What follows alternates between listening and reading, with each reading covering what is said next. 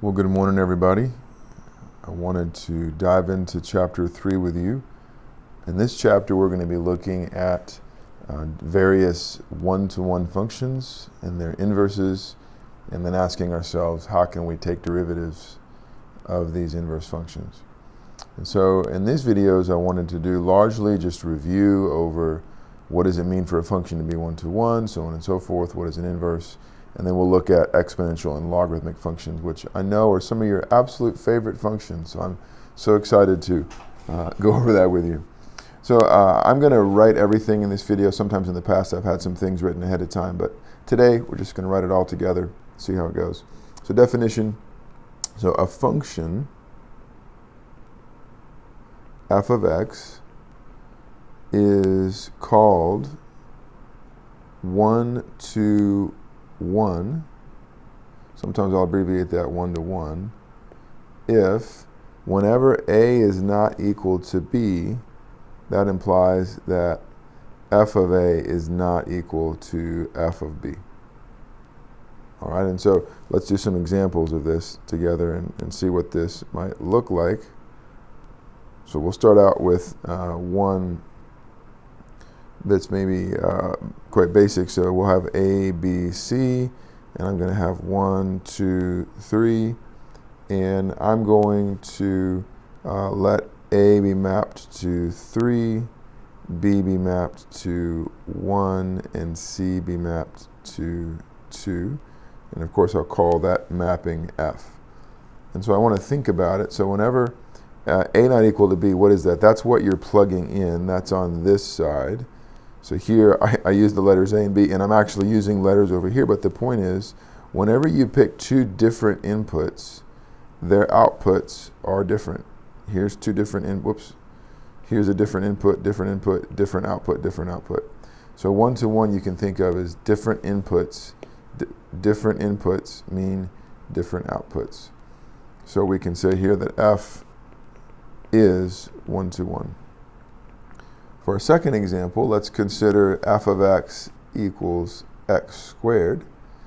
And here let's realize that since f of 1 equals f of minus 1, by the way, they're both 1, but of course 1 is not the same thing as minus 1, we can say that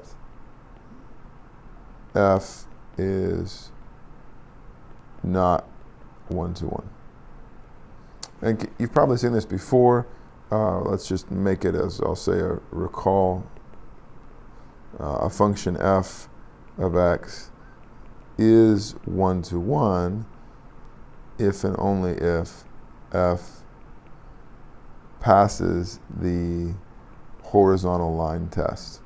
And so just a quick example of that, going back to part B, right? Let's do this and think through how this horizontal line test varies from the vertical line test.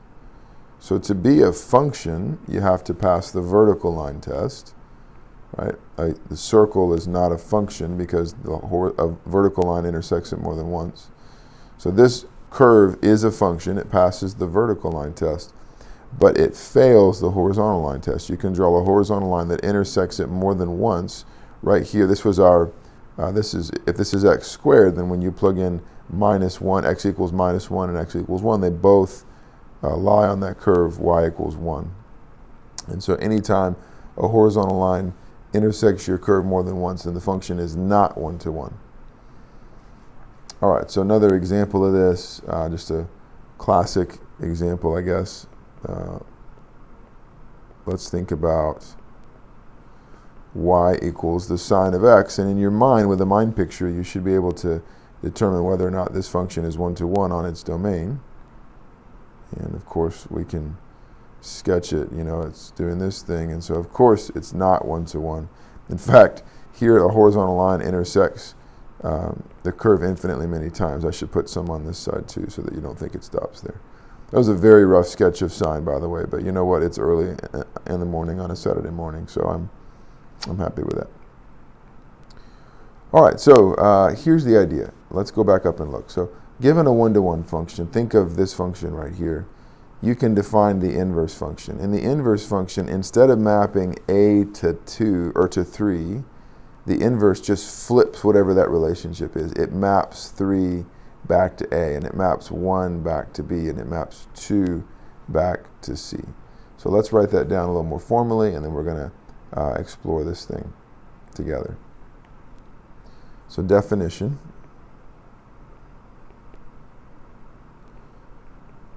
So given a one-to-one function, f, let's let f, now here's some bad notation, f to the minus 1. That doesn't mean 1 over f. This actually means f inverse. Let f inverse be the function defined by f inverse of a equals b if and only if f of b equals a. And that right there is the absolute key rule to understanding inverse functions. So let's do the example that we just talked about, and we'll actually write it out, and then I want to break this video and go on to another one so we can copy this one. So here's f, and when you want to write down the relationship of f inverse, you need to realize, first off, you're switching the domain and the range. What was the range is now the domain, and vice versa. And when you want to ask, where do I send 1, I send 1 to, well, back to b, right? So 1 goes to b, 2 goes to c, and 3 goes back to a. And so let's write it out here. F of 1 equals b since, sorry, f inverse of 1. F inverse of 1 equals b since f of b equals 1. That's always the relationship that we're going to use. And so this doesn't necessarily feel like a very nice tool.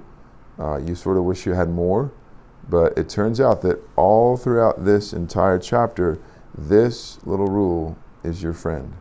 And so I want you to write that down, make a note of it, and we're going to learn how to use that. Let's end this video here, and we'll keep going in the next one.